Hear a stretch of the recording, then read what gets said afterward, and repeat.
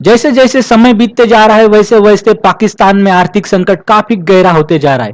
दोस्तों इसी का नतीजा ये हुआ कि जो पाकिस्तान की सरकारी एयरलाइंस है जिसका नाम है पीआईए, उसके पास अब पैसे बचे नहीं है। इस वजह से देखिए उनको तेल मिल नहीं रहा है और इस वजह से उनके जो फ्लाइट्स है वो कैंसिल हो रहे। और दोस्तों एक दो फ्लाइट कैंसिल नहीं हो रहे तो 90 में से लगभग 77 जो फ्लाइट्स है वो ये एयरलाइंस कैंसिल कर रही है। मतलब कि जो एयरलाइंस है वो खाली अपने पास से 10% कैपेसिटी पे ही चल रही है, वो 90% उसकी कैपेसिटी अभी वो वर्क नहीं कर रही है। दोस्तों किसी भी देश के लिए अगर ऐसा होता है उसकी जो एयरलाइंस है ये वो चल नहीं पाती और वो कारण ऐसा होता है कि वो उसके पास पैसे नहीं हुए। और पाकिस्तान के केस में देखिए सिर्फ इसको कितना पैसा लगता है कि 7 करोड़ का एक जो पहले की जो पूंजी है वो देनी है, इसके पास देखिए 7 करोड़ भी नहीं है देने के लिए। तो ये काफी अपमानजनक है पाकिस्तान के लिए। अगर हम इस पैसों की बात करें तो एक आईपीएल में कोई एवरेज बंदा है, अच्छा क्रिकेट खेल लेता है तो वो भी 7 करोड़ से ज्यादा पैसा कमा लेता है, लेकिन इतने भी पैसे पाकिस्तान के एयरलाइंस के पास नहीं है। तो ये बड़ी अपमान की बात है पाकिस्तान के लिए और इनको कहीं ना कहीं एक आत्म परीक्षण करने की यहाँ पे काफी जरूरत है।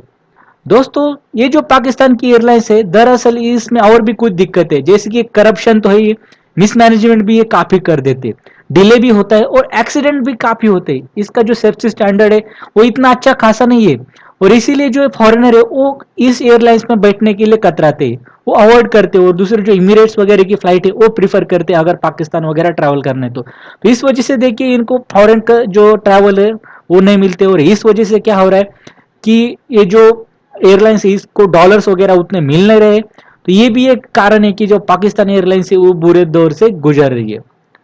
अब दोस्तों बात आती है कि पाकिस्तान का और सऊदी अरेबिया की इस ऑयल के में क्या रिलेशन है। देखिए दोस्तों जब भी पाकिस्तान एयरलाइंस सऊदी अरेबिया वगैरह जाती है या उस रूट से जाती है तो रियाद में रिफ्यूलिंग कर लेती है।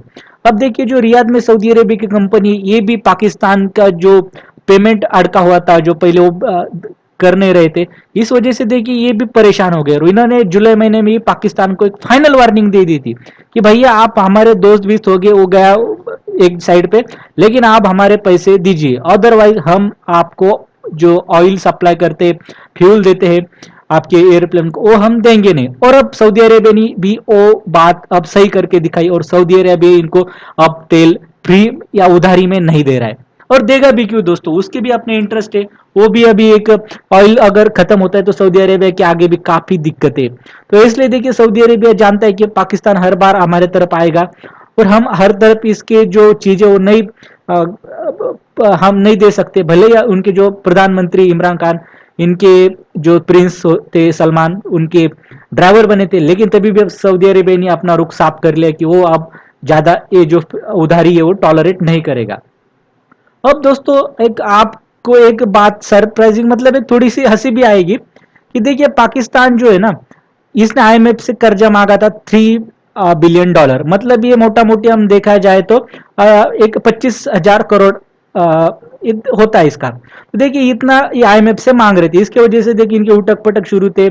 आईएमएफ नहीं मिल रहा था तब तक एक अलग अलग देशों के साथ जा रहे थे यूएई जैसे, और उनके पास से एक एक 2-2 बिलियन डॉलर एक मिलने की एक कोशिश कर रहे थे उनके प्रधानमंत्री।